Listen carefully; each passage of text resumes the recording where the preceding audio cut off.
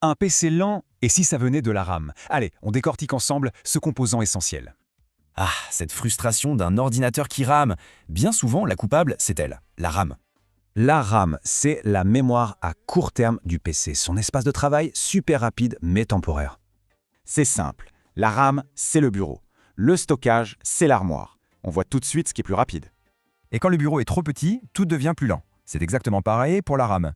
Une fois la RAM pleine, le système bascule sur le disque dur. C'est la mémoire virtuelle. Problème, c'est lent.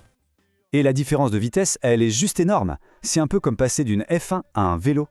Bref, assez de RAM, c'est la clé pour un multitâche fluide et des jeux sans ralentissement.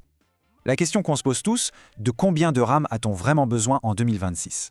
La réponse, pour 2026, c'est 16 Go. C'est vraiment devenu le standard pour une utilisation polyvalente.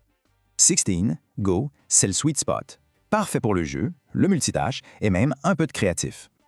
Ah, et petit conseil, 2 barrettes de 8 Go, c'est mieux qu'une de 16. Ça s'appelle le Dual Channel. Mais attention, la quantité, ça ne fait pas tout. La technologie derrière a aussi beaucoup évolué. On a d'un côté la DDR4 et de l'autre la DDR5, plus récente, plus rapide et plus efficace. En gros, la bande passante de la DDR5 est plus de 2 fois supérieure, le débit est juste monstrueux. Pour le gaming, ça se ressent, surtout sur les FPS minimum, là où ça compte le plus pour la fluidité. Clairement, pour une nouvelle machine, partir sur de la DDR5, c'est un bon pari sur l'avenir.